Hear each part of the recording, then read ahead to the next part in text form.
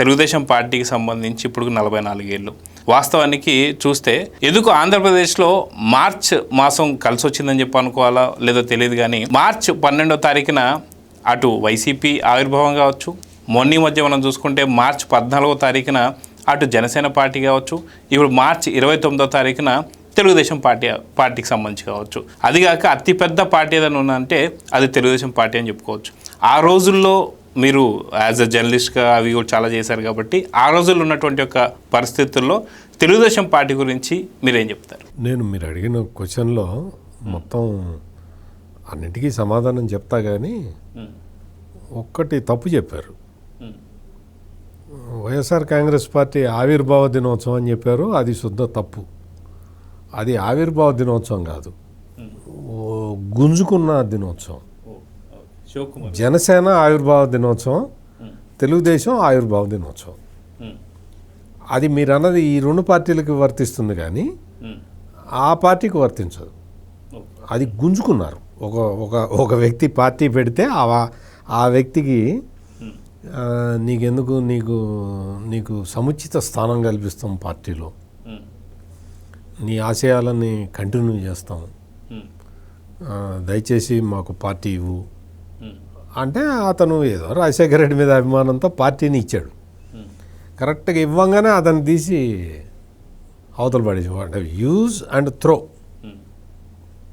అది మనం పెన్ను రాసుకునే బాల్ పాయింట్ పెన్ ఉంటుంది కదా, యూజ్ అండ్ త్రో అట్లా చేశాడు. అందుకని నాకు మీరు క్వశ్చన్ మీరు అడిగినప్పుడు నాకు ముచ్చటేసింది కానీ మధ్యలో తీసుకొచ్చి ఇది కలిపేటప్పటికి నాకు కొంచెం మనసుకి బాధేసి నేను మీతో చెప్తున్నాను, ఏమనుకోమాకండి. ఎందుకు అంటే రాజకీయ పార్టీ అంటే దానికి ఒక అబ్రివేషన్ ఉంటుంది, దానికి ఒక పవిత్రత ఉంటుంది, దానికి ఒక సిద్ధాంతం అనేది ఉంటుంది. తమ సిద్ధాంతాన్ని ప్రజలకి అనుకూలంగా వర్తింపజేసి రాష్ట్రాన్ని లేదు దేశాన్ని ఎట్లా ముందరికి తీసుకెళ్ళాలి అని ఆలోచించేది ఒక రాజకీయ పార్టీ అంటారు దాన్ని, ఆ వ్యవస్థని.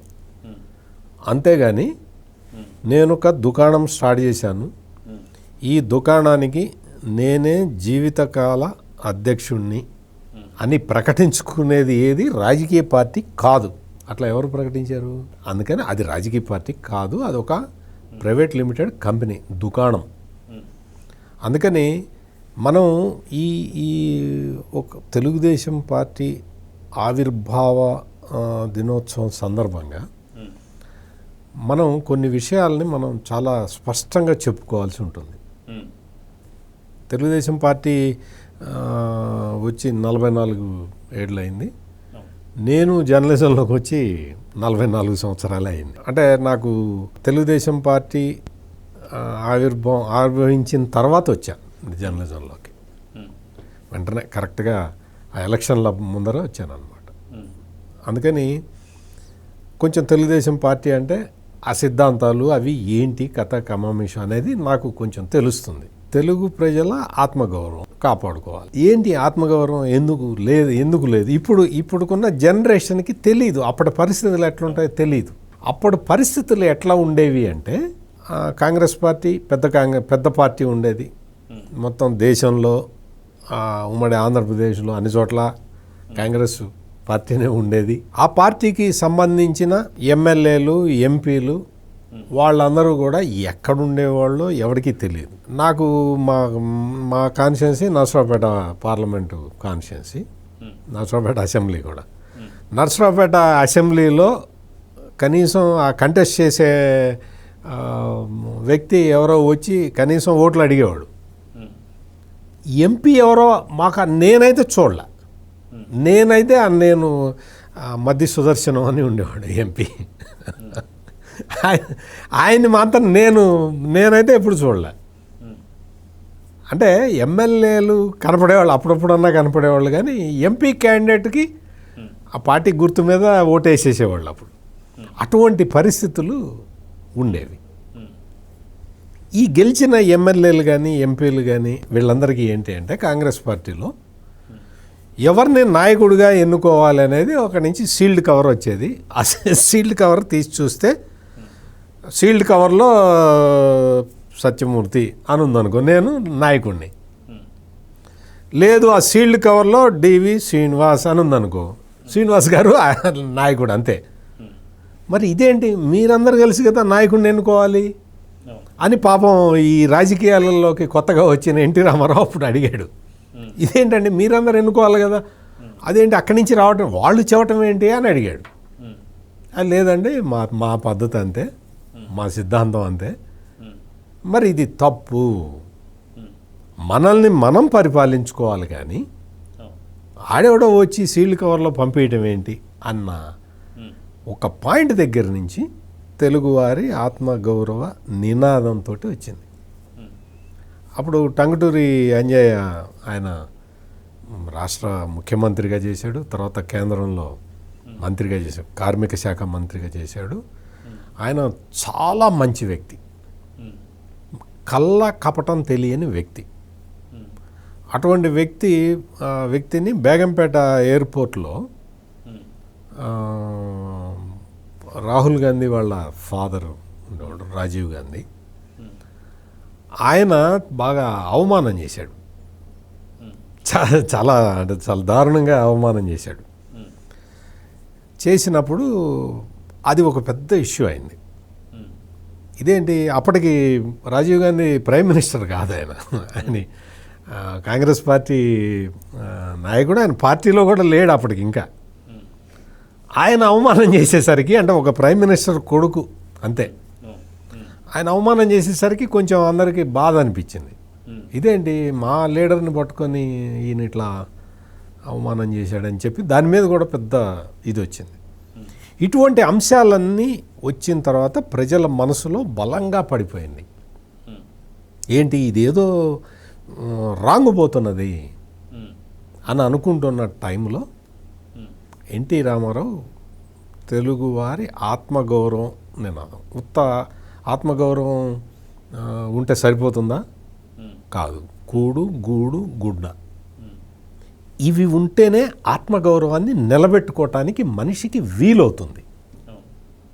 నీకు కూడు లేకపోతే, గూడు లేకపోతే, కట్టుకోవటానికి గుడ్డ లేకపోతే నీ ఆత్మగౌరవాన్ని నువ్వు ఎలా కాపాడుకుంటావు?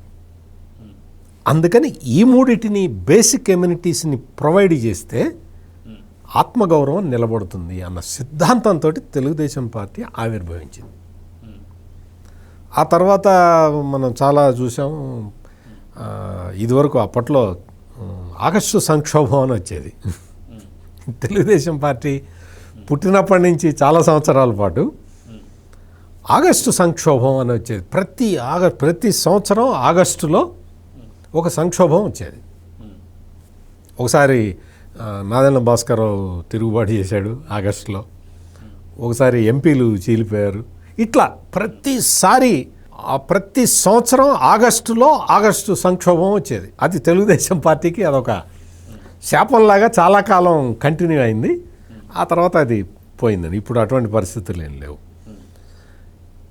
ఎన్టీ రామారావు వచ్చిన తర్వాత ఈ మండల వ్యవస్థ తీసుకురావటం, పరిపాలనా సంస్కరణలు, ఆయన తెచ్చినన్ని పరిపాలనా సంస్కరణలు మన దేశంలోనే కాదు ప్రపంచంలో ఏ నాయకుడు కూడా తీసుకురాలేదు.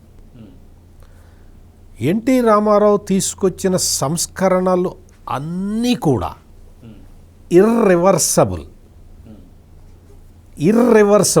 అంటే వాటిని మళ్ళీ క్యాన్సిల్ చేయటం కానీ, వాటిని తీసేసే పద్ధతి కానీ ఎక్కడ లేదు. మీరు ఏ నిర్ణయం అయినా తీసుకోండి, అన్ని నిర్ణయాలు ఇర్రివర్సబుల్ డెసిషన్స్. ఆ తర్వాత ఆంధ్రప్రదేశ్లో ప్రవేశపెట్టిన ఈ ఇర్రివర్సబుల్ నిర్ణయాలు ఆ తర్వాత దేశం మొత్తం చట్టాలైనాయి. కిలో ₹2 బియ్యాన్ని ఎన్టీ రామారావు తీసుకొచ్చి ప్రవేశపెట్టినప్పుడు దేశంలో చాలామంది ఇదేం స్కీము అన్నారు. రాష్ట్రంలో కూడా చాలామంది అన్నారు, ఈ ఊరికే ఇది అయిపోతుందండి, ఆ డబ్బులు అంత ఎవడు పెడతామండి, అంత పెట్టలేమండి. అప్పటికి స్కీమ్ ప్రవేశపెట్టినప్పుడు ఇది 250 కోట్లు 300 కోట్ల ఇదనమాట. అంత పెట్టలేదు గవర్నమెంట్, ఇవన్నీ వేస్ట్ అది ఇదని రకరకాలుగా మాట్లాడారు. ఆ తర్వాత ఆ కిలో 2 రూపాయల బియ్యం స్కీము ఆహార భద్రతా చట్టంగా అవతరించింది. ఇప్పుడు ప్రస్తుతం భారతదేశంలో అమలు జరుగుతున్న చట్టాల్లో అదొకటి, ఆహార భద్రతా చట్టం. ఇట్లా ఒకటి కాదు, రెండు కాదు, అన్నీ ఎన్టీ రామారావు తీసుకున్న నిర్ణయాలన్నీ ఈ రోజున దేశంలో చట్టాలుగా మారినాయి. మారి ఉన్న ఆడబిడ్డలకి ఆస్తి హక్కు, ఆ రోజున ఆస్తి హక్కు.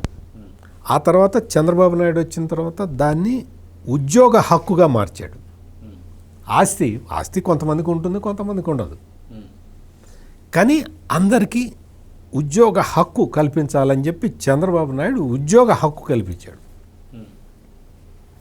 ఇప్పుడు ఏమైంది? చట్టసభల్లో కూడా ఆడవాళ్ళు ఉండాలి, వాళ్ళకే సింహభాగం అప్పగించాలి అని దేశం చట్టం చేయబోతున్నది. అంటే దాని మీద చాలా డిస్కషన్ నడుస్తున్నది. ఈసారి అయిపోతుంది. అంటే ఇటువంటివి ఒక్కటి కాదు. తెలుగుదేశం పార్టీ చరిత్ర సృష్టించింది. చరిత్ర సృష్టించటం అనేది ఒక్కటే కాదు.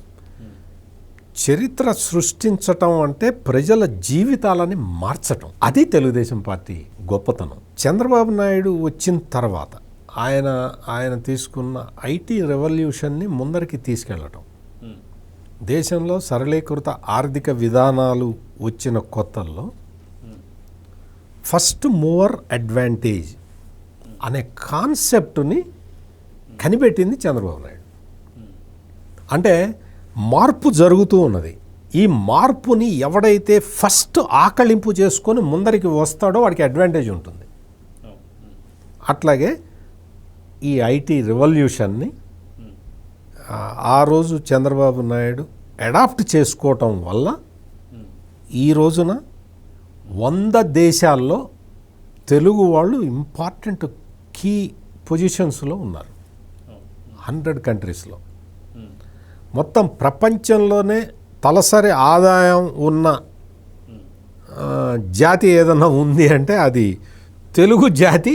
తలసరి ఆదాయం ఏ దేశంలో ఉన్నా అక్కడ ఉన్న స్థానికుల కన్నా కూడా ఎక్కువ సంపాదించేవాడు తెలుగువాడు ఒక్కడే.